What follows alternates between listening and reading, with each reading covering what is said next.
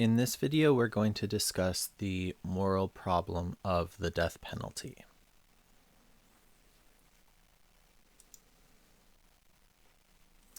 The first argument related to the death penalty that we're going to look at is the incoherence argument. So the argument goes, murder is immoral, capital punishment is murder, therefore capital punishment is immoral. So this is an argument against the death penalty on the basis that it is no different from murder.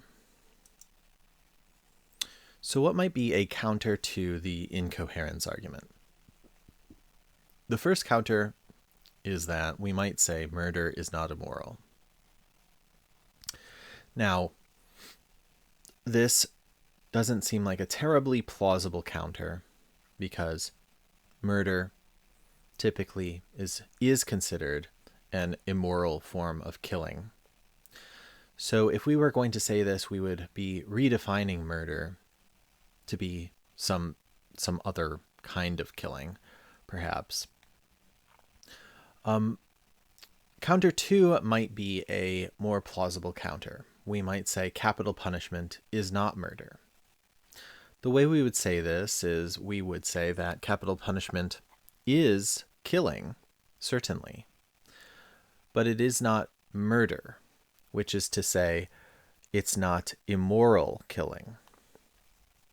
In a sense, to say that capital punishment is murder is already begging the question against capital punishment because we're already saying that capital punishment is immoral just because we're saying that it is an immoral form of killing, aka murder. So it's plausible to say that there are forms of killing that are not murder, and as long as that's true, then we can suggest that capital punishment is one of those forms of killing that's not murder. The next argument is the absolutist argument, and it goes, killing people is absolutely wrong, that is, wrong always and everywhere. Capital punishment kills people, therefore capital punishment is absolutely wrong. So like the previous argument, we're arguing against capital punishment, but we are, in this case, not saying that capital punishment is murder. We're saying that capital punishment is killing, and killing is wrong. So what might be some counters to the absolutist argument? The first counter would be that killing people is not absolutely wrong. This is to say that we think there are some circumstances where killing is permissible or even obligatory, perhaps. In not all cases is it impermissible. And in fact, we do make exceptions to a lot of moral rules, including rules about killing. When we think of something like the trolley problem, we might make an exception to that case, even if we consider the trolley to be a form of killing. We might say, well, but that killing is justified because of such and such reasons, like we're rescuing 5 people to save 1 or something like that. So maybe killing is not absolutely wrong. Another counter we might run is that capital punishment does not kill people. Of course, this seems implausible just because capital punishment just is defined as a form of killing people, right? It's killing people as a form of punishment. So this doesn't seem like a particularly reasonable way to counter the absolutist argument. The next argument is the argument from discrimination. And it goes, if a punishment is applied in a systematically discriminatory way, then it is morally unjustified and ought to be abolished. Death penalty is applied in a systematically discriminatory way. Therefore, the death penalty is morally unjustified and ought to be abolished. So again, we have an argument against the death penalty, but this time on the basis of discriminatory practices and considerations of that discrimination.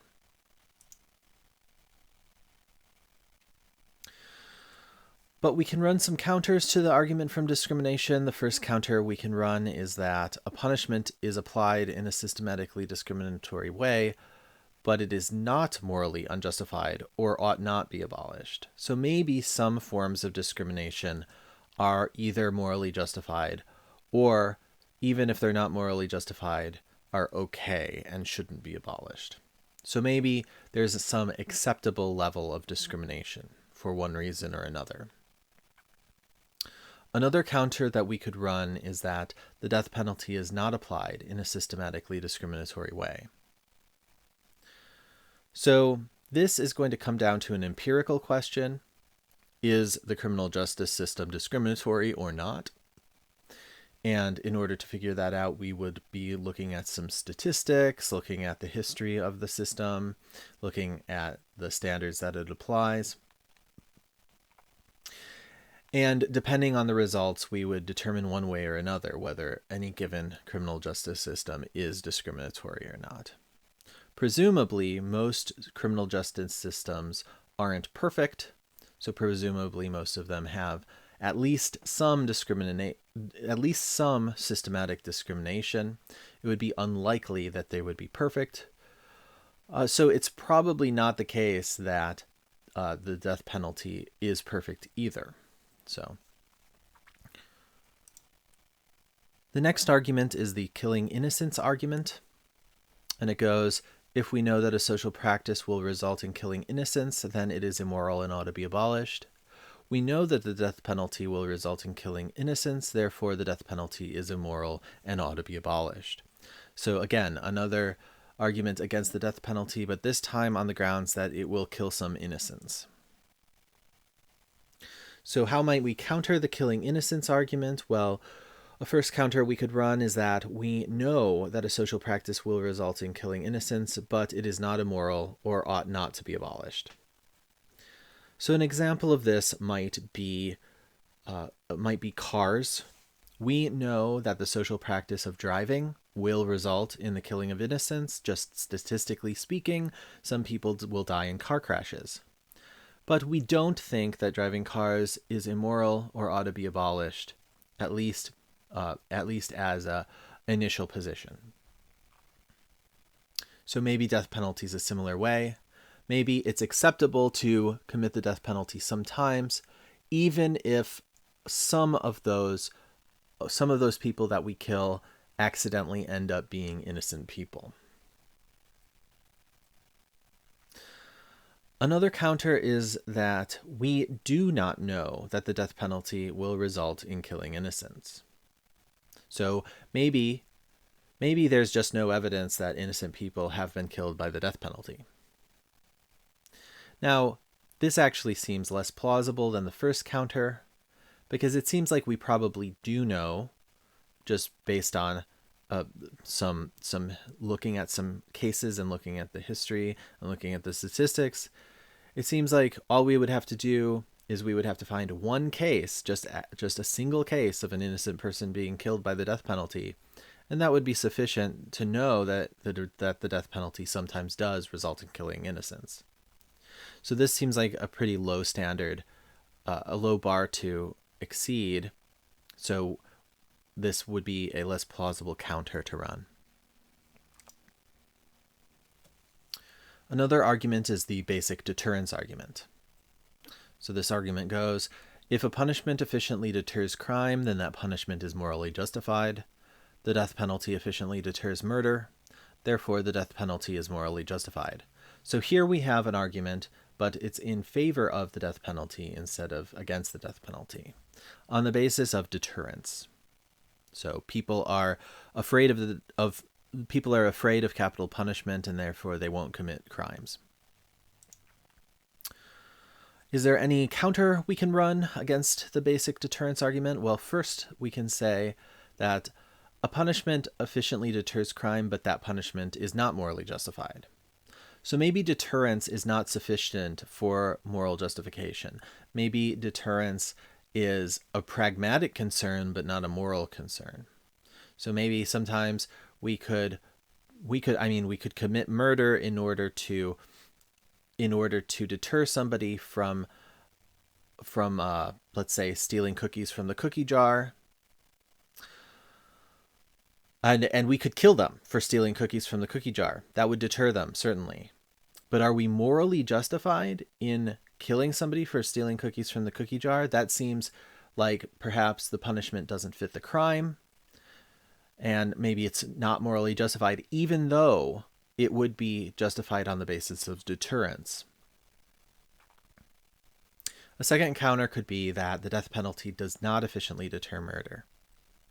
So in order to figure out whether or not this is true, presumably we would have to actually run some sociological studies and determine whether or not places with the death penalty have less or more murder than similar places that don't have the death penalty. If we could prove that there's a correlation between death penalty and deterrence, which is to say less murder is committed when in places with the death penalty, then we could say, yeah, a death penalty does deter murder. The difficulty here is that such kinds of sociological studies are notoriously difficult to run because there are so many confounding variables. And so there's probably going to be studies that will give you some evidence for deterrence, though there's probably going to be some studies that are going to give you evidence, maybe even evidence that draws no conclusion.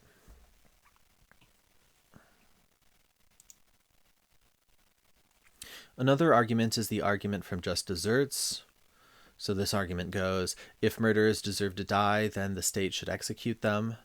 Murderers deserve to die, therefore the state should execute murderers.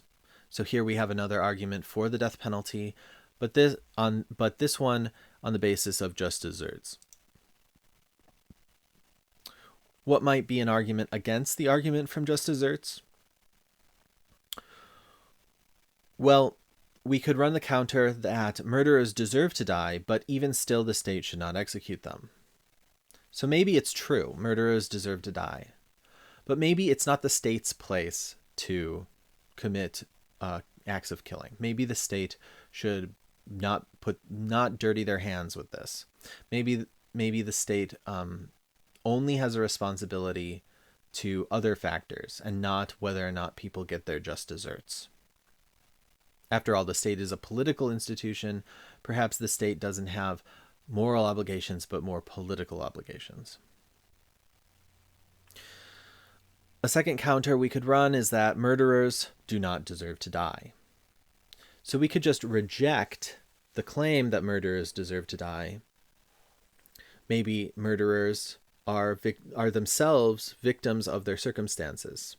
Maybe murderers are in some way, shape, or form not responsible for what they do and therefore don't deserve to die or don't deserve any guilt at all. Maybe more plausibly, maybe murderers do deserve punishment, but they don't deserve as extreme punishment as deserving to die.